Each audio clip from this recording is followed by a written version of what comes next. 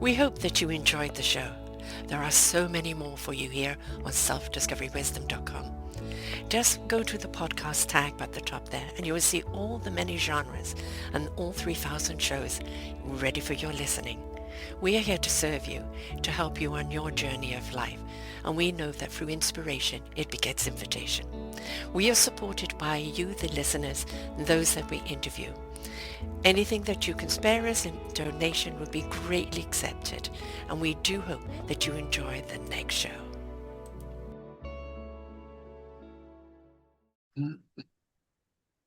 Good morning, good afternoon, and good evening, everybody. Welcome back to another edition of Building Your Business right here on selfdiscoverywisdom.com. I'm your host, Sarah Troy, and my guest today is Damien Ross. Do you have a mortgage? Do you understand what your mortgage is doing for you? Do you know there is alternatives to a standard mortgage? Do you want to pay your mortgage off earlier and do you know how to do that? Well, this is something we're going to be covering today. He says that his passion for mortgage brokering comes from seeing too many families burdened by debt longer than it needs to be. He believes everyone deserves the freedom and the peace of mind that comes from being mortgage-free earlier, and with a financial plan that builds lasting wealth. His mission is to guide people, whether first-time buyers or long-time homeowners, towards smart strategies that will not only pay off their mortgage faster, but set them up for a secure, comfortable future that they can then pass on to the next generation.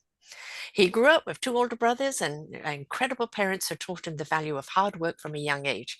He's been self-employed for most of his life, and he's always loved the hustle of business, looking ahead, setting goals, and achieving them.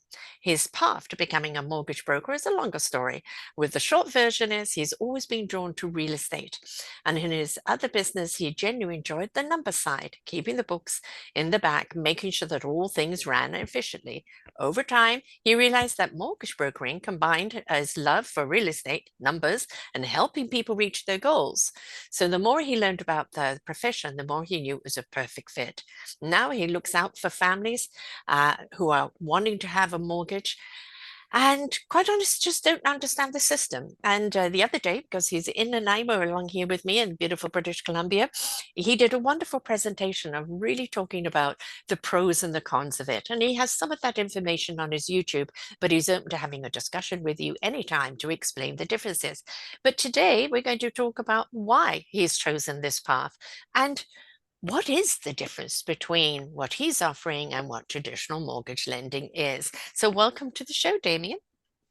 Thank you so much for having me. I appreciate you having me on.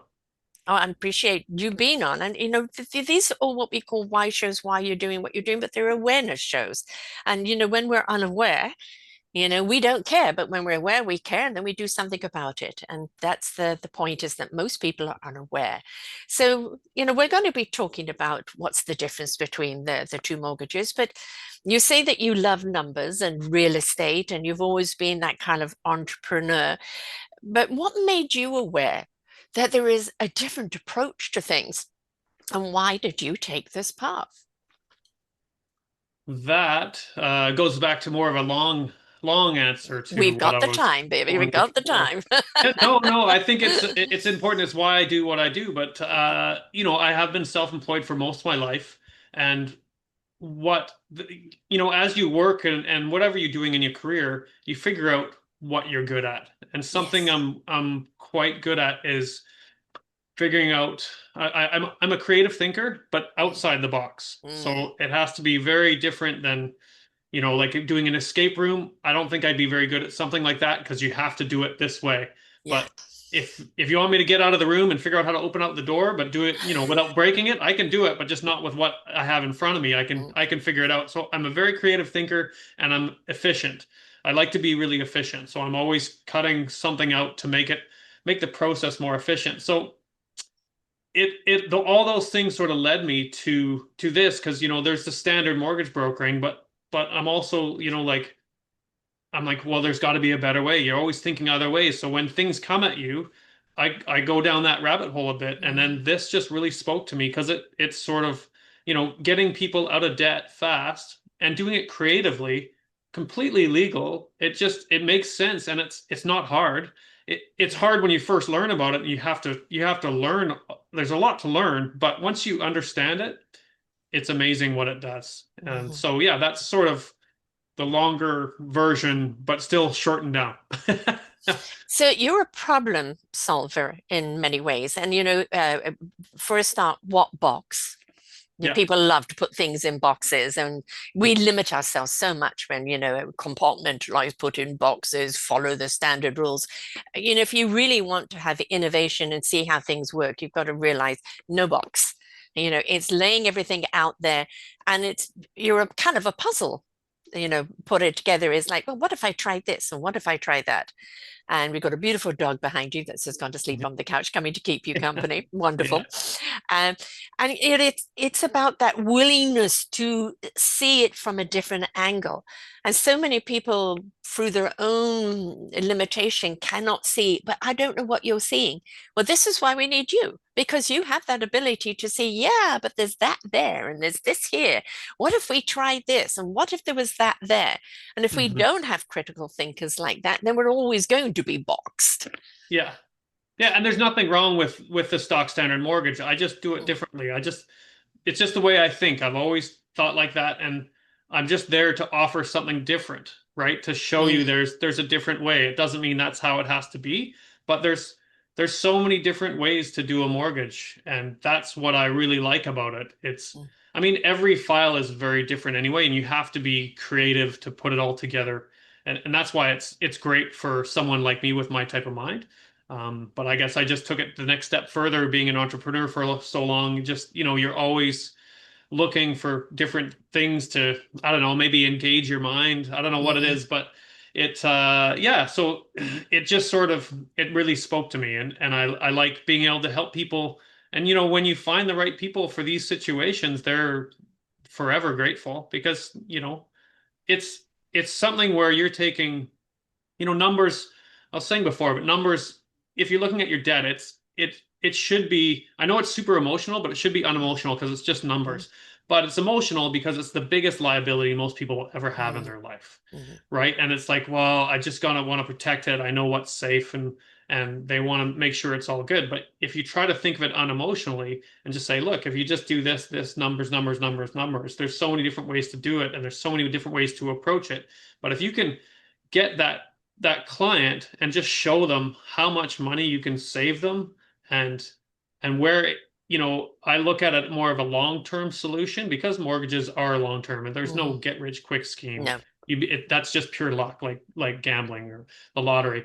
So it's a long-term solution, but it just shortens the payoff date, and all of a sudden within that 25, 30 years where you would have been, now all of a sudden you've got all that paid off, plus you've got extra funds to spend. You're way further ahead than you would have been. And, that's what I love about it. So when you show the right people, they're forever grateful. They tell their friends, and, Mhm. that just makes you feel good, right? Because you're really helping people with one of the biggest fears is just having a massive liability, Yeah, right? exactly. When somebody buys a car and they finally pay it off, my car's paid off. Yeah. School tuition, it's paid off. I mean, we Yeah. all love to have something go back down to zero. Yeah. But as you said, purchasing a home, you're looking at a 20 or 30 year, depending what age you are, obviously, in buying a mortgage. And it is a liability. And like, yes, the argument is, but I would be paying rent if I wasn't paying mortgage. And of course, we prefer you pay a mortgage that something becomes yours than you just paying rent to someone else and you never own it. And for so many people, it feels so out of reach. And yeah, do I want that millstone around my neck for 30 years? But when you understand it doesn't have to be 30 years. And as you said in your demonstration that you did, you showed the numbers of how much faster they can pay it off, but how much more money is in their pocket, and all completely legal and legit. Just people don't know about it. It all Mhm. of a sudden doesn't become so intimidating to have Yeah. that kind of mortgage. Yeah, and the really cool thing about most of these strategies is you're not even using any extra income. You're just Mm-hmm, using what you have, and we're just restructuring it and how you pay down your mortgage. And sometimes, you can create tax strategies where you're getting these rebates from the CRA. So you're getting the CRA to help pay down your mortgage, which is mm-hmm, amazing. Some of them are just, there's some cool strategies out there, which just allows your mortgage to, well, I guess it's like your income instead of your, like, my belief is you should always have your money working for you. So Yes. there's some strategies out there which are really cool, and I put a lot of clients in these that want to pay off their mortgage faster. Is you have your mortgage, your money that's sitting there waiting to get paid off in your mortgage, it works for you overnight. Most of the time in a standard mortgage, your money, you have, say, a $2,000 mortgage payment, you put $2,000 in your account, and it sits there for 2 weeks till it gets taken out. Hmm. So there's cool strategies where you can have ones that actually, when you put that $2,000 in there, all of a sudden it starts working against your mortgage. You owe $2,000 less on the mortgage as of that Mm. date. So it's sort of cool because you have that money working for you 24 hours a day. And even Yeah. though it doesn't get paid off for 2 weeks, the simple interest gets calculated daily. So you're paying that $2,000 less over 2 weeks. But if you compound that over 30 years, Yeah. it actually does a lot, Yes. right? So you're just, again, just using money smarter. Like you're just Right. organizing your finances smarter, and you still have access to that $2,000. It's just a matter of if you leave it in there, it works for you. Your money's Yeah. always working for you. So if you can have some sort of structure where your money's working for you in the most beneficial way for your long-term benefits, then you're in a great place. How Yeah. do rich people get rich? They know Yeah. how Yeah. where to put their investment that is going to give them a return. And of course, the richer they are, the more they can go into long-term stuff because they know that it's going to be kind of continuous over a period of time. It's going to work for itself, right? Yeah. But ultimately, we're not taught to think like a rich person. Immediately they're bad, they're evil, they're this, they're that. No, they're just kind of savvy. What they do with their money or what they don't do with their money, that's a different case altogether. But the Mhm. actual making of money, everybody's capable of doing if we actually know the strategy they use and apply it ourselves. But half the time we don't know because it's not generally taught. Yeah, exactly. And it should be. There should be some sort Mm, of financial literacy in school that teaches people because there's a lot of people that come out of university, like you're saying before, they just have mm. tons of school debt. And then, Yes. I see them years later, maybe it's 20 years later and they still haven't paid it off, Mm, right? So they weren't taught about what's going to happen if you borrow that money while you're in school and how long it mm. might take you to pay off. And it takes a lot longer to pay off debt than it does to save that same amount of money. Now, as Yeah, the far as cost of that debt. the Right. true cost of the debt, Yes. Mm, right? So yeah, and as far as rich people, like how do they get rich? I think, you know, many of them have to work their butts off to get to a certain level, and then they just hire the right people that know everything, right? mhm. You hire a financial planner that knows where to put your money. You hire a really good accountant that knows all about tax structure and how to save you money. You hire all the right professionals that can help build your wealth. Anyone who's wealthy that wants to keep building a wealth, that's what they do. They hire people that know how to make them more wealthy. So the mortgaging that we generally go for, we go to a bank, right? And the bank offers X, Y, and Z rate on it and so much down and so much over the years, whether you qualify or not, a lot to do with age and income and everything else.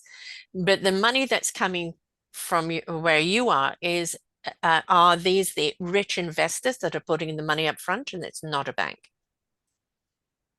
So are you asking about who's lending me the money? Yes. Oh, okay. So I actually go to banks. We can go to everyone. Like Mm, we go to lots of banks. They're in our channel. We have normal A lender banks, and then we have monolines. We have B lenders, which are alternative lenders, and we have private lenders, which would be what you're talking about. People that mm, are wealthy, they can make a fund and they can lend funds out to people. But yeah, we have all sorts. We can go to banks through the broker channel. We have hundreds and hundreds of products available.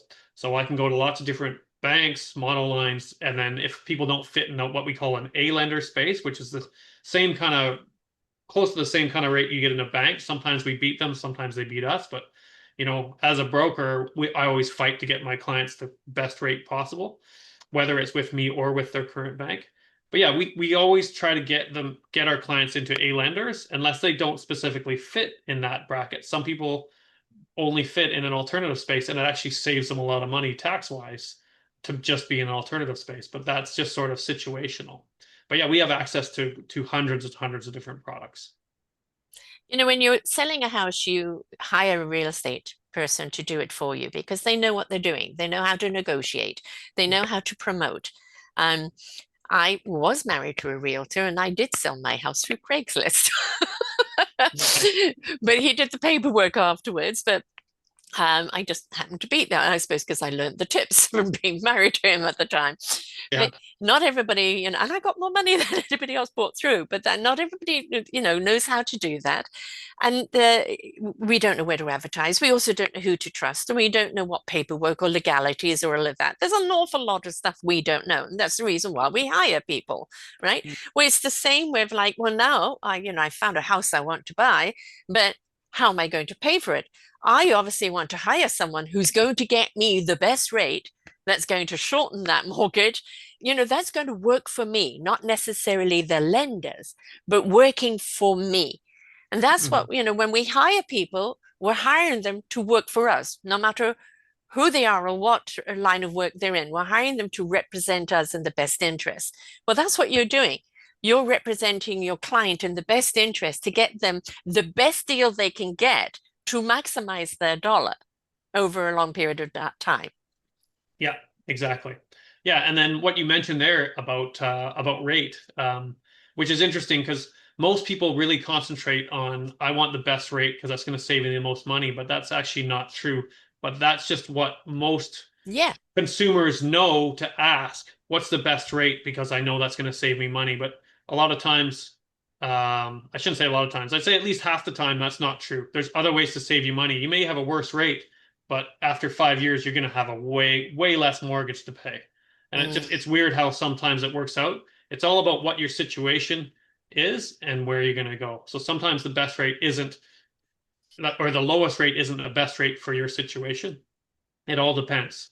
But that's just sort of what people ask. It's like going into a car dealership and going, I want a really good rate on my car and I want the lowest price. It's just like asking how I want the lowest price. So that's what we're always looking for. That's always, people ask what's the best rate, but really what they're asking is what's the lowest price? What's the best product for me? And that's what we do as brokers. We find the best product for you. Yeah. You want to get a loan for your home or your extended property, and for people who invest in other properties that they can rent out, businesses, etc. You want to get a loan for that, but you want to get it that it doesn't become the mill around your neck, that it is actually something that because of the way it's being negotiated, is actually working for you. Yeah. And so it helps people kind of not only buy their first home, but suddenly I've got a little extra money. I want to invest in a property I can rent out. Because let's face it, property and land really never loses its value. It may fluctuate now and again, but it doesn't lose its value. Hmm. Um, we're always going to need land, no matter what. And so whether it's just the house or the land or whatever it is, a lot of people want to make that investment, but it's they don't want the game, the big chain around their neck. It's like, again, how can I get that mortgage that's going to work for me, that's flexible, that I can see it paying off long term? If we don't know what to ask for, we're not going to get it, right? Exactly. Because we Yeah. don't know what to ask for. And this Yeah. is through your passion, the love of numbers, the love of negotiation, that business acumen, and the desire to help people get their best results so they can take that chain off their neck, is where your passion lies. Yeah, absolutely. And it's just like I said before, it's like when you actually show someone what's possible for their situation, it's really amazing because a lot of times you'll just hear this, wow, because they Mm. just didn't know what's possible and like how fast they can be debt free, which doesn't mean like tomorrow, but it's, could be Yes. a 25-year mortgage and they're like, this was our payment. Now all of a sudden we can do the same, approximate same payment. And now we're debt free in 8 years or 5 years Yeah. or, Yeah. like, and That's a it's just significant crazy. So people difference. are just like, whoa, Yeah. why didn't anyone show me this? It's like, Mm. you know what? Before I was a broker, no one showed me this either. And Mm. then I got in and it's what I've always wanted. I've always wanted to have my primary residence mortgage free, right? And then, and then just you have money to put where you want, right? For retirement, whatever you want to do. But it's sort of, I looked at it and I'm like, yeah, this is amazing. It's so simple and not enough brokers even understand these strategies. And some of them, I guess, maybe they're scared to, to promote them because they don't understand them. But once you understand them, once you educate yourself, they're actually really simple. Yeah. You go to a mechanic and you say, I've got a ding in the car. Yeah. Well, where's the ding coming from? Well, I think it's at the back, but it's actually coming from the front. Yeah. It's not for you to say to them what the problem is. It's for them to find out what the problem is, right? And it's the same, like when you did the presentation, anything math for me is in the other world. I am just numbers and me do not go together at Yeah. all. And so it was, and especially being dyslexic, everything gets reversed on me. And so it can be very, very intimidating for people. But when you talked about the results, what the results were on this standard mortgage and this mortgage and what people save, and you're reducing years. You're reducing the amount you're going to have to pay over those years. Whether you understand the math or not, that you understand. Yeah. And it's normal to save over $100,000 with these Yes. strategies. Like if you have over a $300,000 mortgage, you can save a lot of money. Yeah, And, it's crazy. don't we want to do that? And let's face it, everything in life is going up. And, except for, salaries aren't necessarily going up. If you've got somebody that's, working supposedly for a living and not the entrepreneur, Yeah. their salaries don't go up at the rate of costs, living costs. And so again, that mortgage can become something that's so intimidating because suddenly, well, we could manage it with our salary. And now the cost of everything has gone up, and all of a sudden it becomes that burden. Well, as you said, if you're kind of paying maybe a little more upfront, but you're reducing the amount of years that you need to pay for it, and you're saving X, Y, and Z, suddenly it's like, I can see the horizon. Yeah. That's the whole point, right? It's been quite tough the last few years for Canadians. Mhm. With inflation, we are all our mortgage rates went down to nothing, and then it went so high that and inflation's gone high. It's been really unaffordable for the Mhm. past few years. So that's why all this stuff made sense to me because it's like, well, I have people coming to me as like, I think they have a rental. I want to sell it because this, that, the rental does well, but I'm struggling month to month. And we show them these strategies, and all of a sudden it alleviates their financial Mm. stress, and they're still making that house appreciation on their rental. And it's just such a simple thing. All of a sudden their viewpoint, it's just a little education. And all of a sudden I was like, wow, I went from this and thinking things were so bleak, and I'm not adding any extra money. I'm just changing how I'm paying for everything, reorganizing that cash flow. And now it's like you said, I see the light at the end of the tunnel. Yes. I can see it, Yeah. and it's not that hard. It's Mm. it's great. I love these strategies, as you can tell. Yes, Passionate exactly. about it. The one thing I talk about all the time, no matter what the subject is here in Self Discovery Wisdom, is when somebody speaks from passion and conviction, and you know that this is their chosen path, and that, all the paths that they've taken in life has brought them to this point. And this is their why. This is their calling. This is their passion. They're doing it because they want to serve, right? They want to make lives better. Automatically, it makes whatever they do kind of make sense because it's clearly working for you. When Harry met Sally, I'll have what she's having, right? You want the same feelings, or you want that Yeah, same passion. yeah, And, very often things like a mortgage, well, you talk about passion, but the mortgage, but yeah, this is your passion. yeah, And so you can take that burden yeah, that isn't their passion, it's just that thing around their neck or their burden, and apply that passion because you do want to see them reduce those years of the mortgage. You do want to see them more money in the bank. You do want to take that weight off their shoulders. And everybody has a calling in life. And this is for yeah. everything that you've done, you've stepped into your calling. Yeah, I think so as well. And someone asked me at a recent networking event, I think it was, is like, well, why do you specialize in that? Because if you get a mortgage free, they're no longer a client of yours. I was like, yeah, but you know, don't you want like I'm trying to give them a successful life, and if they're happy, they'll refer me to their friends. It's not about like that one thing because really, half of the Canadians already have a paid off home. Yeah. There's only 50% of homeowners that still have a mortgage. And wouldn't it be great if we didn't have all that debt or our debt was just completely reduced? Hmm. Life would be even better in Canada because, we do have a really good life here in Canada. Yeah, we do. You know, we do have taxes, whatever. We that's just part of life. Yeah. But life in Canada is pretty good. So, can't I just help reduce a few people's biggest liability? That would be great. And to me, it doesn't matter because if they're happy, then Mm, they'll tell their friends and I have more business. And at the end of the day, like you just want to help people and it makes you feel good when you can get someone out of debt, get them in a plan that'll get them out of debt way quicker. And when you yeah. see those numbers, like I said, math is unemotional. You Mm, just numbers don't lie. Just do the math. Like this is what you have. This is what's going in the system. Look at the benefits. And that's the whole thing. Every time we do the presentation, is like, you're not going to understand most of this, but just concentrate on the benefits because that's where the magic happens. Because all we're mm. doing is taking the money you have, plugging into the system. This is what turns out. And it's almost always amazing what happens. Yeah. You're a math surgeon rather than the brain surgeon, right? And Yeah. because you know how to dissect those numbers in a way that Yeah. get rid of the tumor Yeah. and Yeah. and Yeah. make everything functional again. And that is important. The whole journey of life is to find something that's meaningful that we get up for with joy every day, and that we want to make a difference. Because ultimately, that's what we're wired for. We're wired to help each other. We're wired to be of service. We're wired to contribute, right? And also, obviously, what's in it for us? Well, there's money that's important. Everybody needs a roof over their head. But if there isn't joy in what you do, if it isn't something that you would do for free, not saying you should do it for free, but you would do it for free because you're so passionate about it, then you shouldn't be doing it.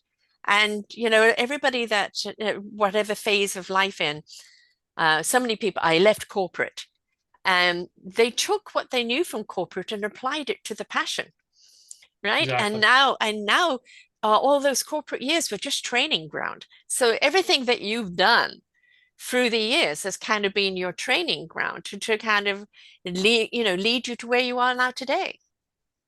Absolutely. I believe the same thing. It's you always take whatever you've learned from previous and that's exactly why I'm doing what I'm doing. It's just I knew what I'm good at. I'm good at being efficient. I'm a very creative thinker. And when these things came to me, like I said, I went down a few rabbit holes, but this just really spoke to me. And when I first heard this tax strategy, I didn't believe it.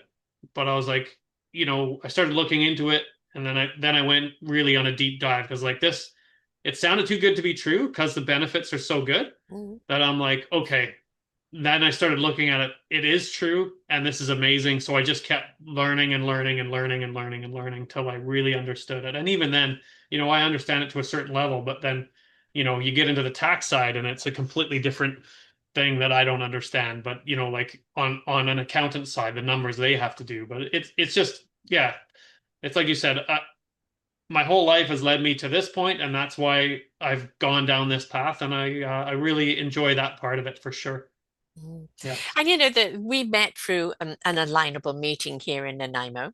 Yeah. We've lost light on you, love, so I don't know where Oh, they're like that. There you go.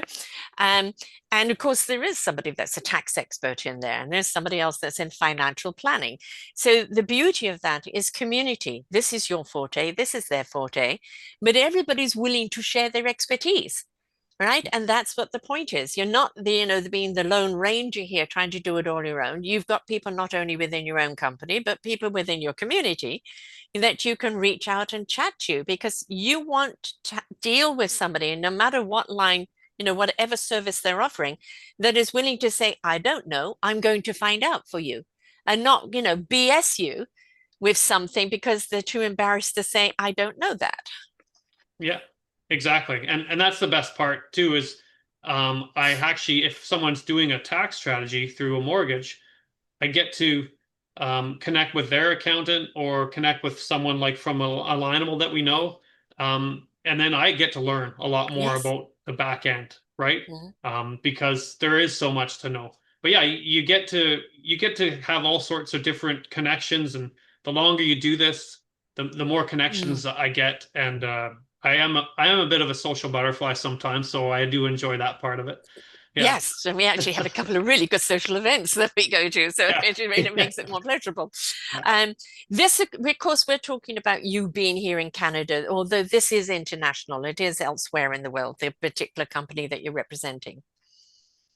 I'm with Mortgage Architects, so we're a Canadian company. They probably are in the States and stuff. I don't actually Mhm. know outside of Canada. Uh, Right. I I'm licensed in across Canada in BC, and I can do mortgages across Canada. But the specific all the specific strategies I do are for Canada alone because those are the only ones I have access to. Right. And of course, we're looking at different mortgaging type styles and taxes and everything else, which, a lot of people, I had a friend who emigrated here from England and he was an accountant. And of Mhm. course, he had to go and kind of relearn accountancy here, tax laws and everything else, because each country is different. And so, I imagine even with your own work, there's always brushing up Yeah, on the latest strategy or the latest this or the latest that. It is something that you have to constantly be engaged with. yeah, yeah, exactly. Yeah, you always you got to stay on top of things. And I wanted to touch a bit more about we were talking about the wealthy, and I was just thinking Mhm. there. One way a lot of wealthy they the reason these tax strategies work is what the wealthy do is they have what they call good debt. So there's good debt and bad debt. So if you've ever heard of billionaires like say Elon Musk or Jeff Bezos, they don't pay taxes every No, year. Why don't they they pay don't. taxes? Because they have enough good debt that offsets their income, offsets the taxes they have to pay. Now, America has a different tax system than we do. So we always have to pay tax, which I think is a good thing. It's good to pay Yes. tax. It helps those who are fortunate help the less fortunate, right? We Hey, and folks, you hospitals, roads, schools, exactly. We have numerous things. That's, where your taxes are supporting. So yes, we yeah, do and need to pay tax. exactly. And we are a very big country, so we have Yes, not enough people compared to the size of the country for exactly. taxes. So our taxes are high. But we still have the same ability to offset our taxes on our earnings. We do end up having to pay tax, but we can pay less or we get tax rebates. So it's still all about my whole strategy with the tax strategies is to take your primary residence mortgage, which is usually considered bad debt, and just change it into good debt, where it Mm. structures it that you're getting tax benefits. And then you use those tax benefits to help pay off your mortgage because you're getting refunds or rebates, however it works. Yeah, So basically, our tax department is helping us pay off the mortgage. exactly. You get the CRA to help you pay off your mortgage, and you're just changing the flow of your money to make that happen. That's all Like, it does. let that sit in, folks, Yeah, right? Taxes to support you yeah. becoming richer and help Get the pay off your CRA to mortgage. It's support not you. something we normally Exactly. hear. Yeah. You're putting their kids through college. Help them put yours through college as well. Mm-hmm. Exactly. You know, again, a lot of people are intimidated by math, and a lot of people think, but I need to know everything before I go in, so I don't feel that the wool is being pulled over my eyes. But again, in the presentation that you did, which I know you've got some things on YouTube, and of course, people can sit down and have a conversation with you or virtual conversation wherever they are in the country. It is like you don't need to be the expert because you do explain it in a way that you are going to get it, even somebody that is completely financially illiterate like me, right? You do get it. And the bottom line is uh, do you want to could essentially pay less mortgage over a period of time? Do you want to own your house or do you want to own that property sooner without all the debt that goes with it? And it's as I said, you go to a mechanic and you may not know everything. Go to a brain surgeon, you know that there's something wrong, but that's his expertise. So at some point, you have to go to someone with the expertise that it does know what they're doing and makes sense to you Hmm. that it I say inspiration begets invitation. When you're inspired by that, I can do that. That's that invitation, right? To step forth. And it doesn't matter who you are, first time buyer, investing in properties, even commercial properties, it doesn't matter. Um, everybody can do this. Yeah, yeah. There's so many people fit into this system. Um, but yeah, like I can, yeah, I can help so many different people. They just have to come in and the good thing is I don't get paid by you. The lenders pay me. So I'm a free Mm, service to you. And like I said, wow, with the wealthy, what they do is they hire the professionals that know what they're doing to make sure their money is taken care of and it right. keeps making them wealthy. So I'd like to be considered one of those people. I don't know what it takes to be an expert. I think it takes at least probably 10 years of doing a specific thing. And I've only been doing this specific strategy for about 2 years, but I do feel like I've got a really good grasp on it. Now, yeah, and then, from there, if you're into one of these cool tax strategies, you get yourself a really good accountant that can help you. Mm. You can get yourself a financial planner because at some point during this system, you're going to end up with extra funds. You either, put those towards something for your future, put it towards your kids for RESPs, make sure it's allocated to something. So we want to make sure in 10, 15, 20 years, you're in a way better position than we originally had you in, right? We're just trying to make sure we're trying to help build wealth, build the financial package of our clients. We want everyone to join the rich man's club. Yeah, yeah, ideally, right? And it doesn't have to be billionaires. It just Right. comfortable, right? Yes. Just want to retire comfortably. Yeah. And So that's something, I put out a book last year, Our Forgotten Children, an anthology raising our children. And the book that I am doing now is Our Forgotten Seniors. And, one of the things around the seniors, we're going to celebrate their contribution. We're also going to look at their challenges of being a senior. But one of the big things is a warning to the young of how to prepare for your seniorship, because that's, again, not taught. We do not teach, 30, 40-year-olds or even 20-year-olds start looking for your old age. What are you talking about? Right. And this is where kind of investing in something that is going to pay off. And then you've got, oh, I've got this extra money now. How do I invest that into something else that could be my retirement fund? yeah, exactly. I mean, that's the whole thing is we want to get you to a position where you can retire. And like I said, it just has to be comfortable. I think Mm, our friend Michael Furlot, he has a number, and it's quite a lot lower than I thought it was, but he's thinking, people can live off $70,000 a year as a senior, and that's plenty. And I'm like, oh, that's lower than I would have projected. But you know, with a system what we're doing, that's easy. That's really yeah. easily achievable because you need a certain number in investments to continually get 70,000 out of your investments every year, Yeah. right? And if you, obviously live wisely, this isn't, the midlife crisis at 50, 60, and you go and buy the Ferrari. No, Yeah.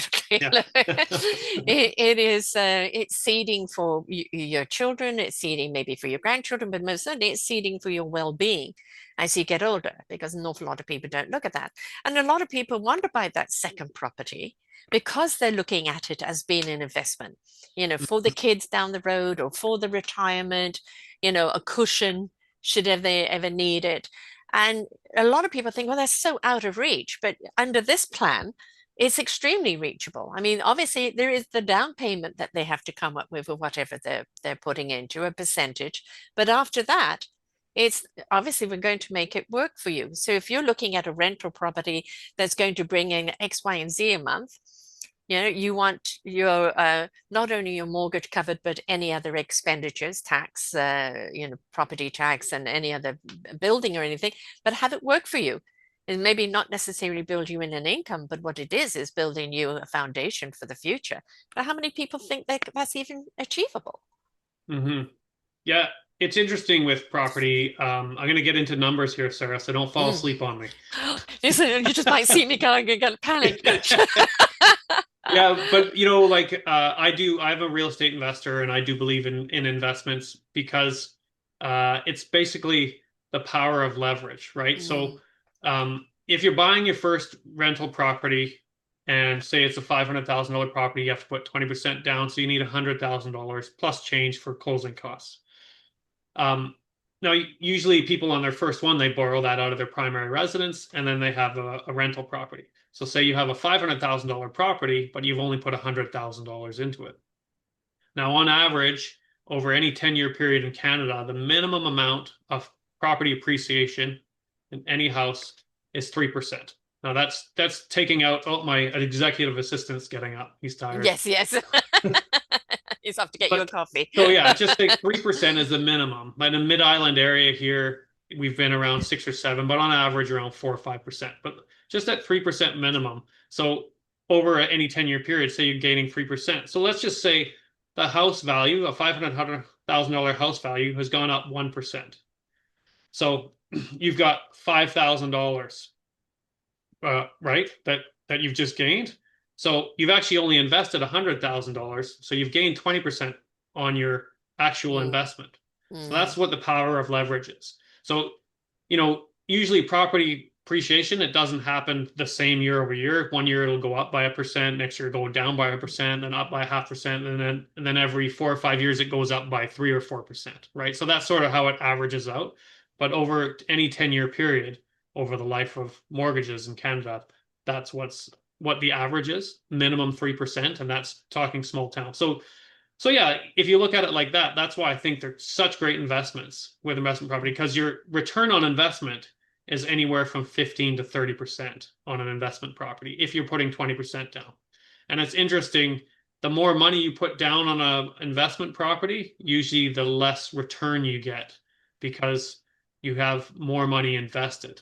right. That makes sense. It's Mm, it's all weird numbers thing, I but know. say you have Yeah. a $500,000 house and you paid $500,000 for it, you get that 1% appreciation. You've only gained 1% on your money as opposed to 5% Hmm. or 10 or 20% or whatever you're doing, right? So um, that's why. But yeah, for me, it's a great investment. I've always believed that. Some people don't believe in property, and some people just always believe it's going to crash, right? Yes. I was also lucky in the way that I grew up in Vancouver, and I saw every year. I even remember this from high school, and I didn't even know I was interested in property, but I guess I was just listening. Mm, But everyone was always talking about the market's going to crash, the market's going to mhm. crash, the market's going to crash, because we had, in the 90s, we had Hong Kong was being taken over by Yes. China. So a lot of Chinese were coming over here and bringing Mm. their money over.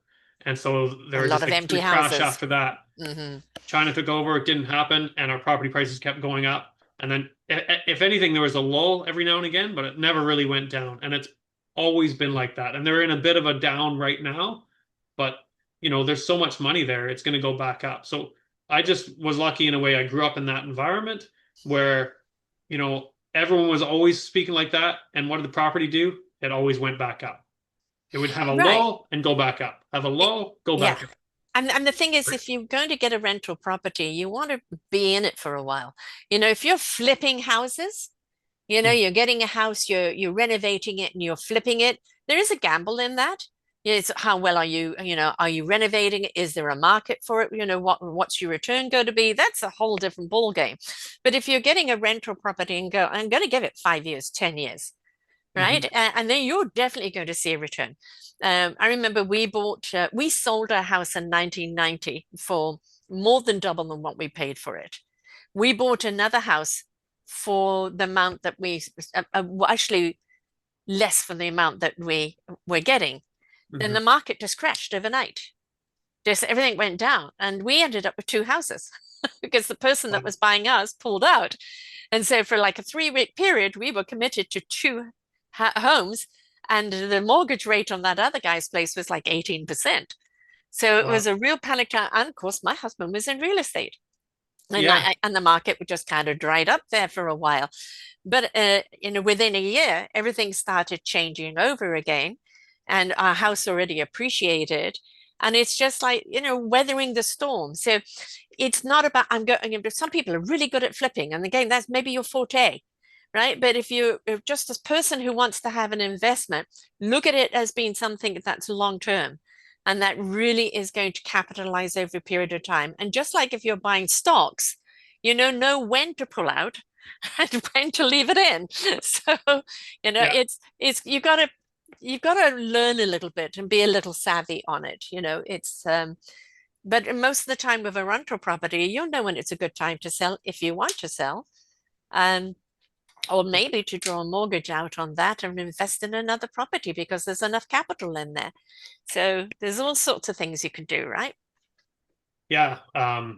Yeah, there's a lot of avenues to go down here. So the with someone who's flipping houses, that is really it's very unique to be really good at it because Hmm. it's the art of the deal. You have to be really good at getting a deal and seeing a deal that works for you. Um, and you have to have that. That's a one really big skill to have. The next is either being able to do the rentals yourself or having Hmm. the right people that you can call on. Um, and then, so then you're a general contractor. just to know how to do everything is hard Yes. enough. It takes a lifetime to learn that stuff. And I've then, renovated 2, 3 houses, I know. yeah, exactly. Yeah. And then also how leveraged are you when you're Mm, doing that? So what happens if the market crashes? Like you said, when you go to sell, can you refinance to turn it into a rental?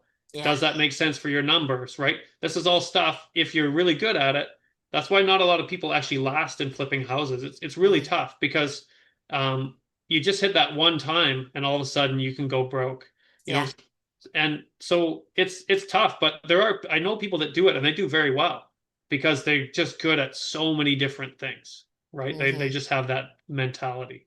So yeah, that's one way. But yeah, with property investment, when is it a good time to sell? That's just a personal thing. Everyone's Yeah. different. Sometimes life happens and you need to sell. Sometimes, we bought an investment property that was strictly we just thought, Nanaimo would grow only this Mm, rate for so long. And we're like, this will be an investment. So we're going to refinance it or sell it when our daughter goes to college. And this will be her RESP, mm. right? That's what we bought it for. And she's got a few years left, but it's made more money than not made, but Yes. the value Grow. has increased more than we ever projected. Hmm. So, that's just a bonus. So, but our projection is to sell it when she goes to university. And that's Hmm. sort of our thing. But you can also, life happens. Maybe something happens you need to sell. Mm, Times are tight right now. A lot of people have been looking at selling, but they can't because the market's not good, or maybe it's not good in their area. I don't know. There's so many different things. So it's different for everyone. mm. But yeah, like you said, property, whether it's an investment property like a rental property or even a primary, it's always a long-term investment. You're very lucky to time the market and make money right away. Exactly. Not Very. many And I people. know in the 80s, Yeah. that did happen. Like, flip, flip, flip, flip, flip, and I know one guy that made, 400,000 in 3 weeks. It's Wow. just bizarre, bizarre, like it was just going stupid. Yeah. It really That's was. crazy. Yeah. Um, no common sense there at all, but it just threw the market right out, actually. Like there was no balance to it whatsoever. Yeah. And we don't need that actually, because then it throws everything out. But I know this is not necessarily your avenue, commercial property, but what would you say to people investing in commercial? Say they've got a good sum of money and they want to invest in commercial, and then a long-term lease with the people they're leasing it out to, businesses. What would you say about that? Are you asking whether it's a good investment? Yeah. That is all you'd have to actually, this is definitely not my forte. So that's more personal. So a lot of people really trust commercial. Hmm. One of my good friends, he only does commercial because the reason is he likes his tenants because uh, as a landlord, you have a lot more rights than Hmm. as you do residential. Um, and so he feels like he's a fair landlord, but he feels like it's more fair back and forth because Yeah. he has a better relationship. Like they can't hold anything over him, and if he's fair, they're happy and he's Mm. happy. And then you can do what's called triple net. So, like if you have a good building and a good space, you can have their rent a little cheaper or even whatever market rent, but then they have to take care of everything inside that space. Or maybe Hmm. they're renting the whole building. It means they're in charge of all the property taxes, all the maintenance, all the utilities. So there is something to be said with commercial and depending on the property. I do deal with commercial um, like apartment buildings and stuff. And Hmm. that's a whole other ball game. There's a really cool program out there that came in after COVID around 2021, and it's CMHC, which is a mortgage insurance company, and they came with the MLI Select, so it's a multi-unit where you can put as little as 5% down on a commercial unit. Hmm. It's usually with units that are 3 million and above, but and then the financing it just makes it easier to finance, right? Because Mm. buildings were getting so expensive Yeah. and it became prohibitive. Like the numbers never made sense. So with this CMHC MLI Select financing, um, it makes sense. And the way to get it, there's three ways where you can get better terms, and that's like with if you have below market rent, the more units that are below market rent, the better rate you can get, or the longer Mm. amortization. You can get up to a 50-year amortization Wow. with this as well, which is not common. And then you can have, if it's wheelchair accessible, certain Mm. aspects of it. So usually that's hard to do in an old building, but if it's a newer building or you can build something to these specs, then you'll get that. And then it's also like the energy efficiency of the building. So Hmm. maybe you have to change some windows, change light bulbs, change water fixtures to make it more energy efficient. So those are three parameters you can do to help get you into a building, if you want to do the next step of landlording into a big Yes. residential building. And it can Right. can have some commercial in it as well. So Hmm. yeah, I do more of that. But yeah, with commercial, it's a whole different ballgame. Yeah. Yeah. Yeah. Here in BC especially, and I think throughout Canada, we've got such an influx now of growth, people growth here, immigrants and just, more people here than ever before. And we actually haven't kept up with infrastructure. And so, they are constantly, this is the reason why they stopped Airbnb, because they know we need those houses for rental, not for holiday. And my son and son-in-law got caught up with that, where they had one over in Yubo. That's not necessarily so residential out there, but Yeah. because nobody lived in there, they couldn't rent out any of the space. So then they've rented it out as a whole house and no more MB. Uh, but that's the thing in like investing in property at the present moment. This housing shortage isn't going away anytime soon. So actually investing in rental property is really something that's beneficial, because we are looking at a number of years before we catch up with the need. Yeah, absolutely. I think these projections I saw probably about 4 or 5 months ago, but they think rental, which is actually quite unfortunate, but rental costs are going to start going up and they're going to increase by about 30% over the next 10 years. Wow. Yeah, because we have a huge shortage. Yes. And they're building, even in the Mid-Island area, they're building so many rental units, but the problem is they're just not affordable, right? So a lot of them Mm. are sitting empty. It's really hard to build affordable housing nowadays because everything's so expensive to build. So And of I don't course, know. tariffs, and Yeah, everything there's that lots doesn't of stuff. help. Yeah. But I actually just had a meeting today with a phone meeting today with someone who does a different type of building. He's doing it's like panel building, but almost styrofoam walls. Oh, yes. And it is like Similar to prefab. Or, it's close to prefab. It's all manufactured off-site. mhm. You do it custom, and then it gets built in a warehouse, gets sent out, but it's all built with you have your engineer has to go Mm. over it, and it's through you get your municipality, everything with your license, your occupancy permits, and and it also has a home warranty. So Mm. um, this is it's not new to Canada. The factory is in Manitoba. They've built about 10,000 homes across Canada so far. These guys that I talked to today, they're starting to build out in Port Alberni, but this might be a good answer for what's Yes. coming. The only downfall I think is it's just residential right now, just small Mm. residential houses, not like apartment buildings. But it's they can build them at about half the cost, right? So that's huge. So when Yeah. you're looking at building a house for 500,000, you could build the same house for 250. That makes a big difference. That makes a Mm. huge difference. It So also on the lending side of it too, because you don't need so much money to build it. So you don't need as yeah, much money to build it. With the same amount of money, you could build three houses as opposed yeah. to, a big one with a garage, right? So And of course, we're looking at buildings. My daughter and son-in-law, they built a sustainable house. So, the whole walls and everything about it is being able to sustain so that you use less power. Um, and, triple glazing and all of this type of thing. And, that's where we need to go, because it's not just the infrastructure, of the amount of homes that's needed. It's, we need more solar panels, we need more wind turbines, we need more of that. And, like go and buy a field that they want to put some wind turbines on. That's a yeah, good rental thing. And so I think that what we need to do, as we talked earlier about box, is that, you've got some investment. You maybe want to invest in some property. You maybe don't want to be a landlord of houses. Well, what things are being built?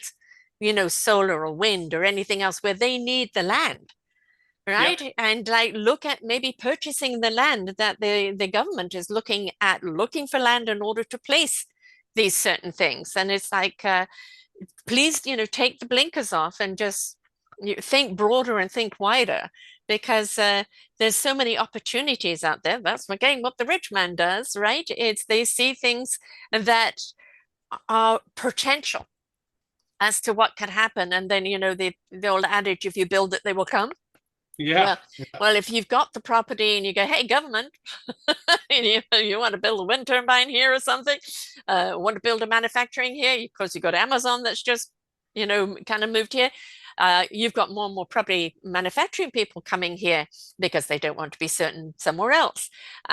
So, look further than kind of your nose, so to speak. Look what is going to be needed over the next 5 years or the next 10 years, and how can you be at the ground level and provide the land for it?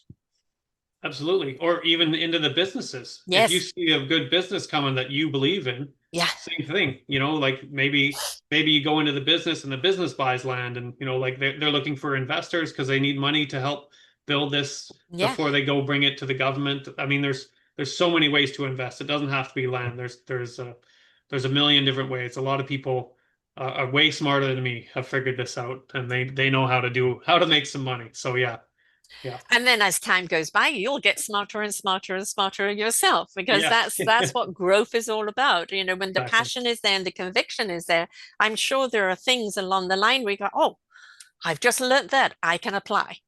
My mottos of my show are listen, learn, and apply. Well, that's the same with your work. You're listening, you're learning. How do you apply it to your next client that's going to make it better for them? Yeah, exactly. Yeah. Always, always try to learn off every interaction, everything. And that's sort of been my motto for most of my life before I even knew it was a motto, before I knew Yeah. what a motto was. Yeah. You know, it's just, Oh, that's what that is. yeah, yeah, that's what that is. But like at some point, it's a curious mind, really. I'm Yeah. just lucky I'm gifted with a curious mind.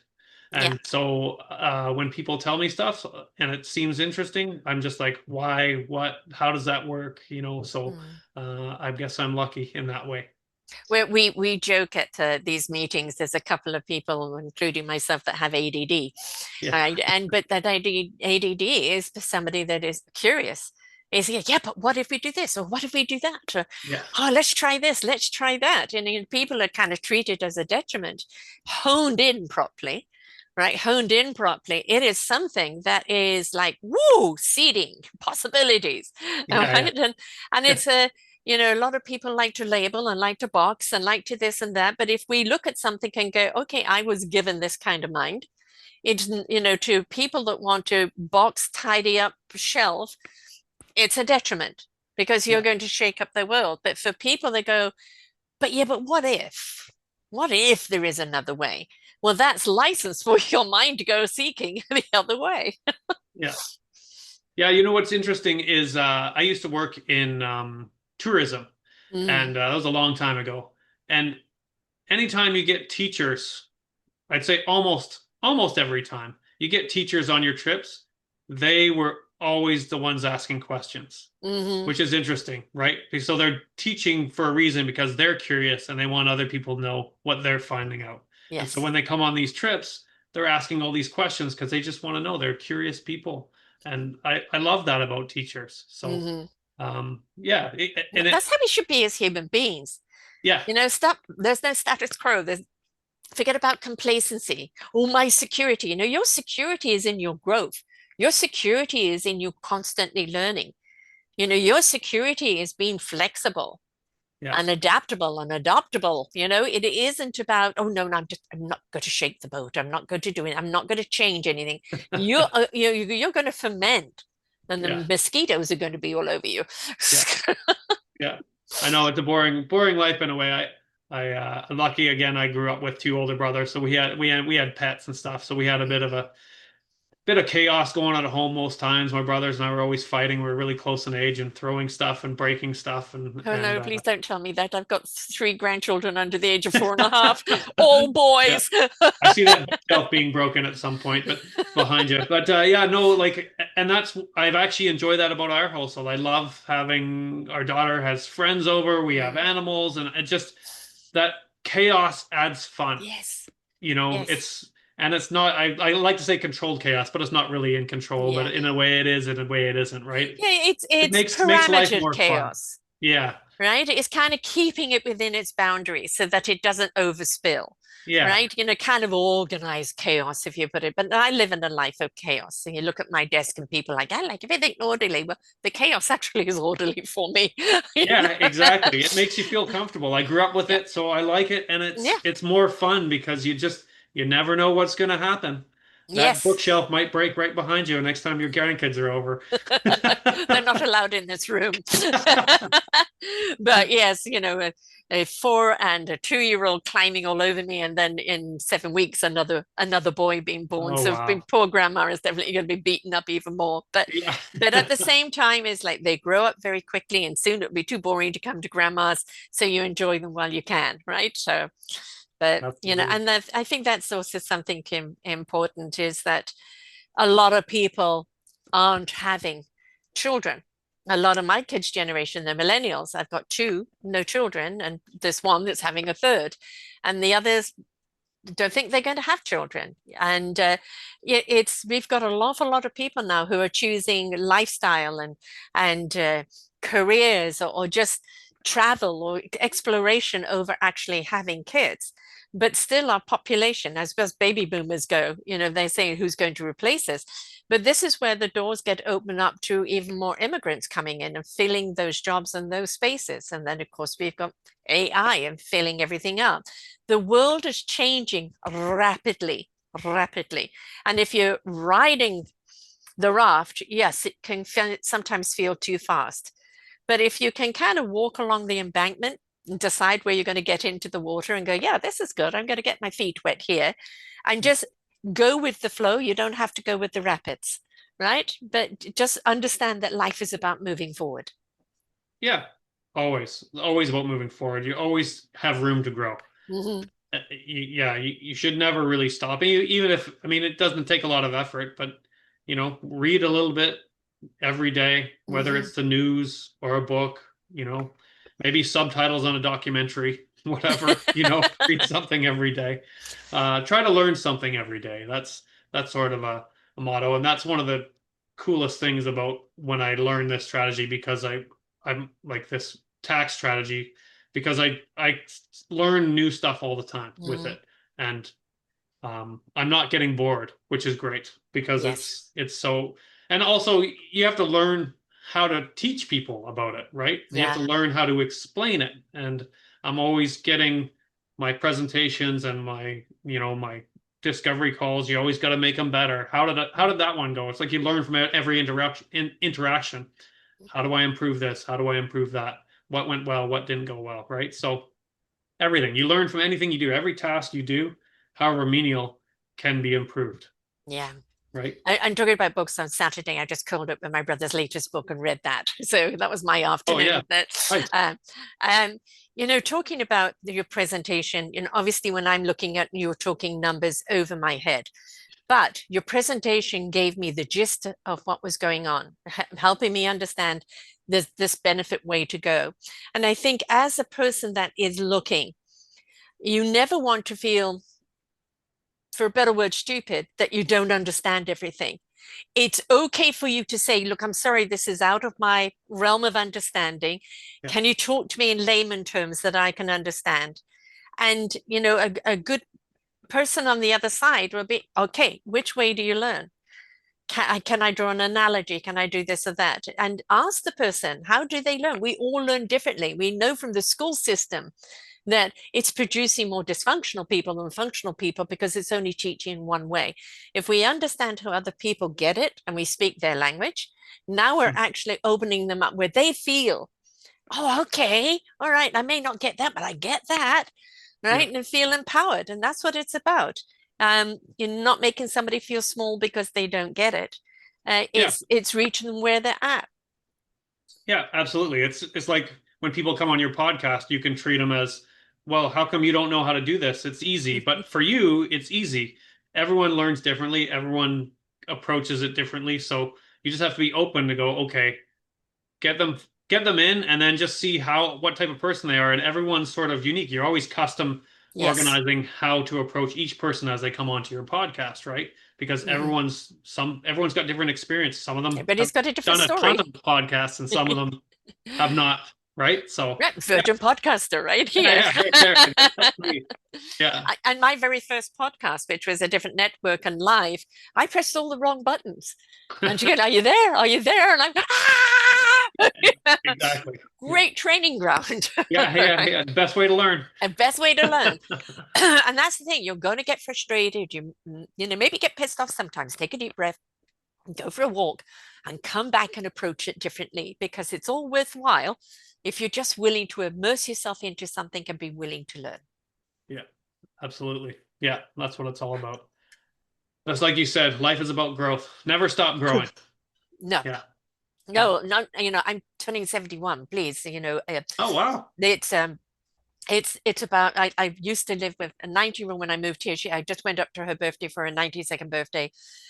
She's just got her license renewed, and she cooks for herself, and she goes walking every day and patting the dogs and loves the joy of life and does a 1,000-piece puzzle every week. And it's like, it's her attitude. And then life is about attitude. And if I've always believe attitude of gratitude, it needs to be had, not of lackitude. Yeah. And if we look at to kind of, what we are capable of, and we're willing to open that door to be inquisitive, how much more can I know? How much more is there out there? You don't comprehend everything along the way. You're going to comprehend what you need to know when you need to know it. And just, don't think it all the time, feel the knowledge, the thoughts will come.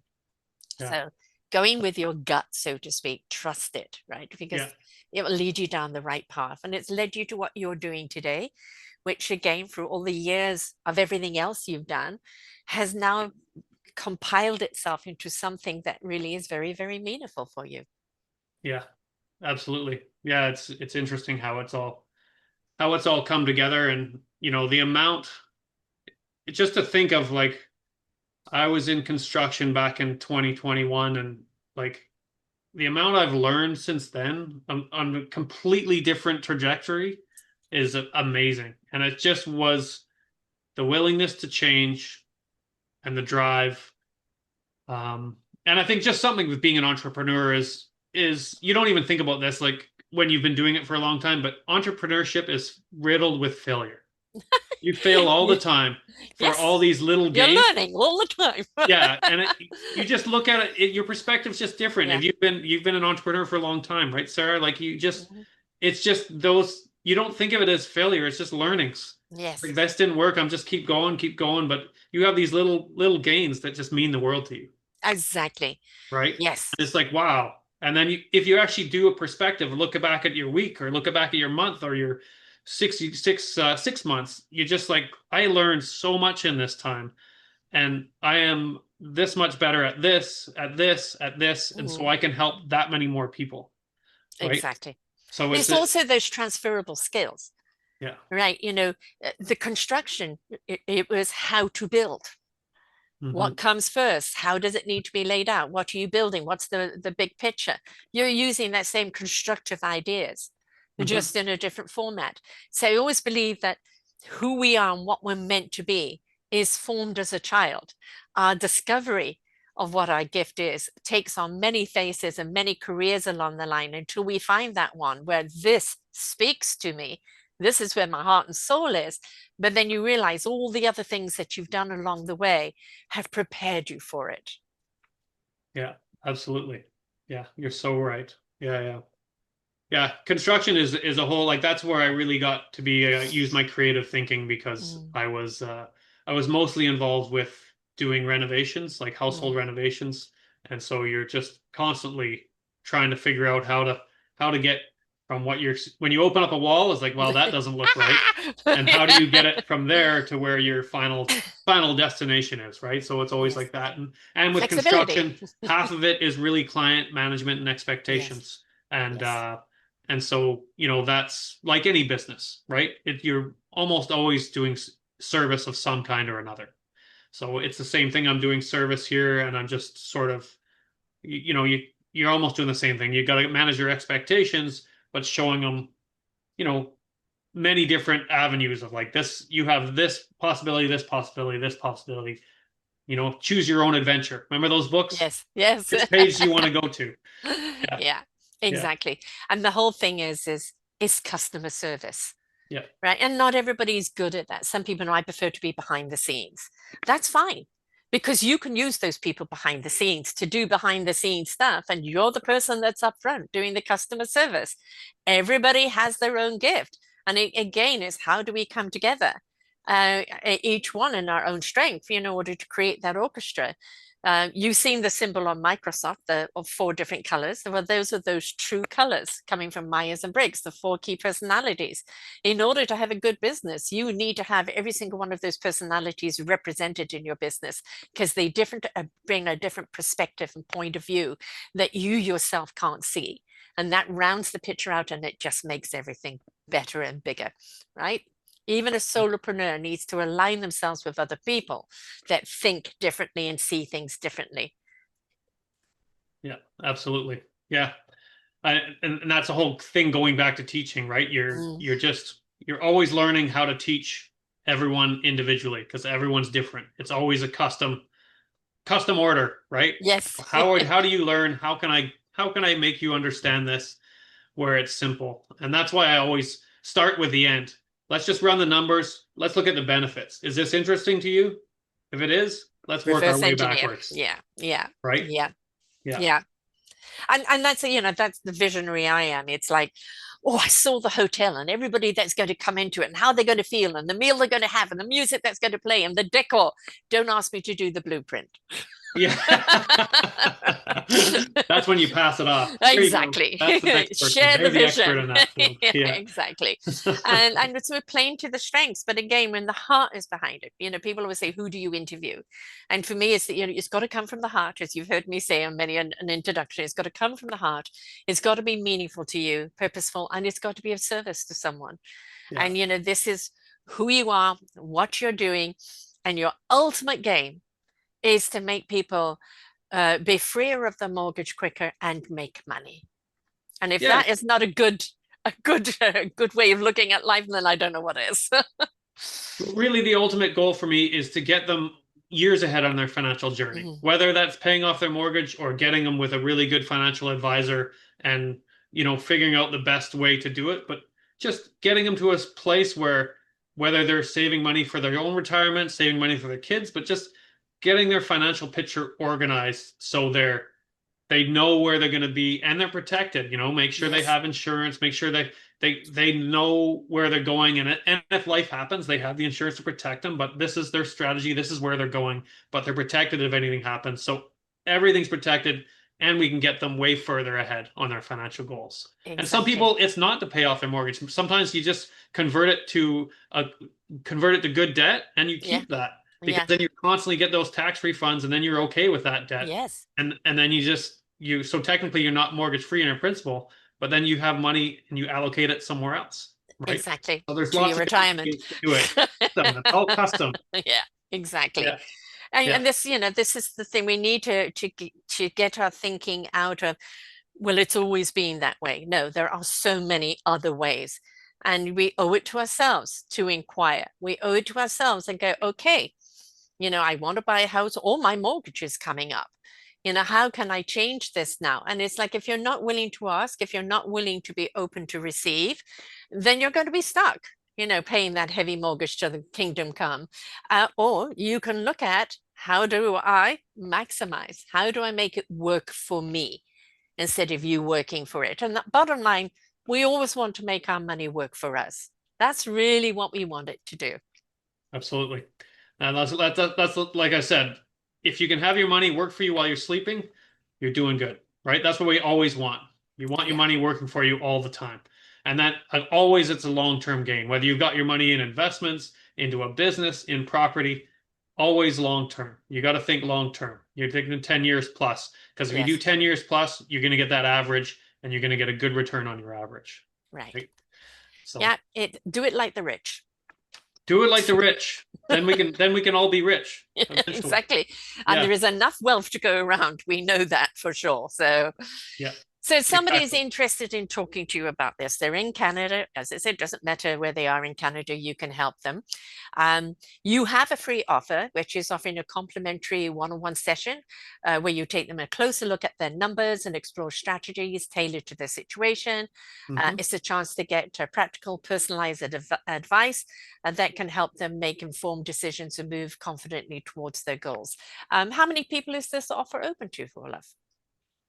Oh, it's just open. It's open to Open. whoever wants to come chat. Like just go onto my website, damienross.ca, and there's many different ways to get in touch with me through email. You can book a meeting on there. There's lots of different ways. I have calculators. I also have lots of educational videos about different things we do. But yeah, it's open. Anyone wants to come and get a one-on-one session, I'm happy to do it. I can run the numbers for you and just see what strategy will work for you. Exactly.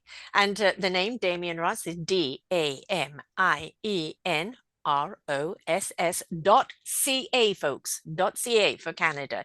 He's Yeah. Damien Ross on Facebook, on LinkedIn, on Instagram. He's Dar Mortgages, DAR Mortgages. And he's on TikTok, Damien Ross 8, which you can see some of the things that he's sharing there. And of course, go and look at his YouTube, which you'll find on his site because he's got a few programs set up there to start teaching. Look, you don't need to understand it all. You don't. All you need to know is that, hey, would it work for me? Because if you're asking that question, now you ask Damien, and he will let you know whether it can work for you or not. But it's that willingness to say, will it work for me? I don't know. I don't know. I'm a first time buyer, or I'd like to invest in another property. I don't know if it's going to work for me. Ask Damien. He'll help you understand it in a way that you choose to understand it. And you can then make a choice, an informed choice of what you Mhm. want to do with your future. But you're in good hands. I've known this guy for a while now. I know he comes from the heart. He's very passionate about what he does. He wants you to have more money in your pocket. He wants you not to carry the burden and the heavy weight, to lighten it up and have that money work for you. So if you're looking at any of this and just want to understand it, reach out to Damien and have that chat. Yeah. Thank you so much. Appreciate it. Thank you, Damien. And to everyone else there, it's what has been done in the past belongs in the past. What are we doing now? What can we even do for the future? Can you do something to now that actually seeding opportunity for the future? Are you willing? It's not a gamble, but to explore, to invest in your future. There are so many ways of doing things. We've just got to be willing to put the box away and look at the field that is in front of us. What can we plant there? What can grow? And you never know until you're willing to explore. So until next time, folks, bye for now. We hope that you enjoyed the show. There are so many more for you here on selfdiscoverywisdom.com.